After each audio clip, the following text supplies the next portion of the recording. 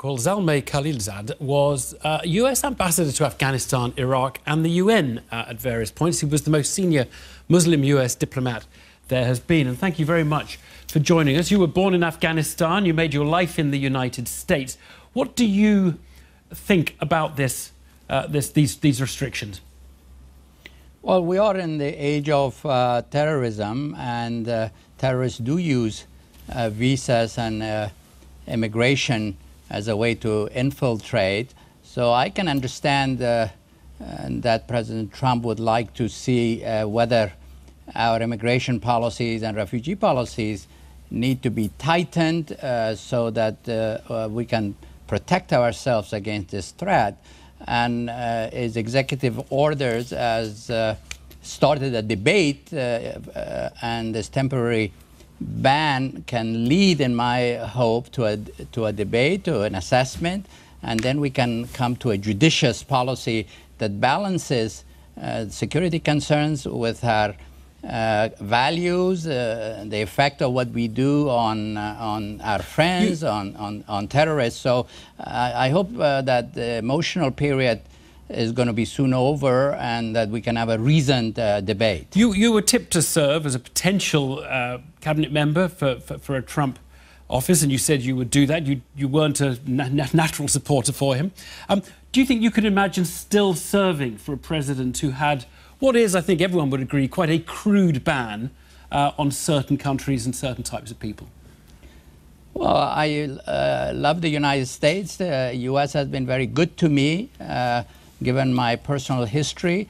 I have said to the administration, as I have said to previous administrations, that if I am needed, that if I can help my adopted country, I'll be happy to do so. I'm not looking for a job at this point myself, however. I mean, I think some people, a lot of people just hate Trump and don't want him there, but some people were willing to give President Trump a chance.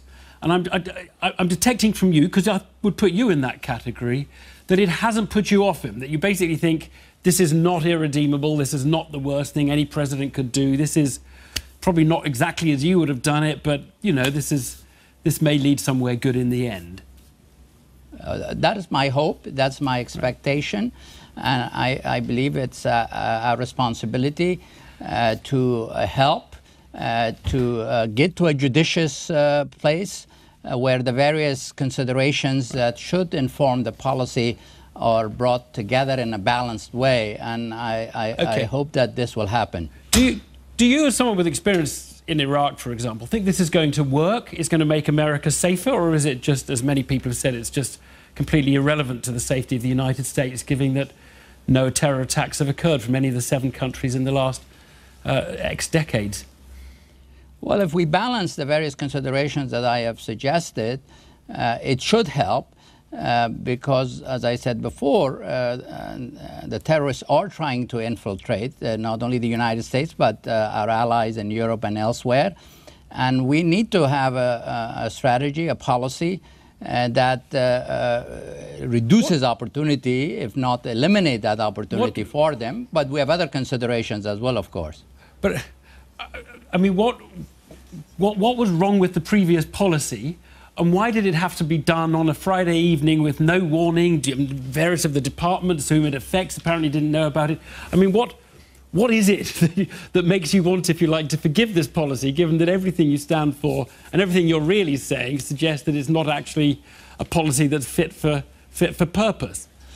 Well, it's a new administration, and it has been focused on domestic circumstances, meeting campaign promises, and there could be criticism of the process by which this decision was made and the way it was announced. And I have my own it does discriminate views on against that. Muslims, doesn't it? It does, because basically they're all Muslim majority countries, and it does allow for exceptions of people who are minority religions in the country specified. So it is, he might as well have just said Muslims in those countries, mightn't he? Well, unfortunately, much of the terrorism that we experience in the world today comes out of Islamic majority countries, because they're going through a terrible crisis. Part of the response to that crisis has been this extremism and terror. So But there are more than 40 other Muslim countries that are not on the list. This has started a necessary debate. Maybe it should have been done differently, but I hope that at the end it will come to a judicious point on what needs to be done to protect us, but also to be attentive to other concerns that we have, including what we stand for. There cannot be a religious test for visitors and for immigrants to the United States. You've steered a very, very, very fine, balanced line in everything you've said. Zalmay Khalilzad, thank you very much for joining us. Thank you. It was great to be with you.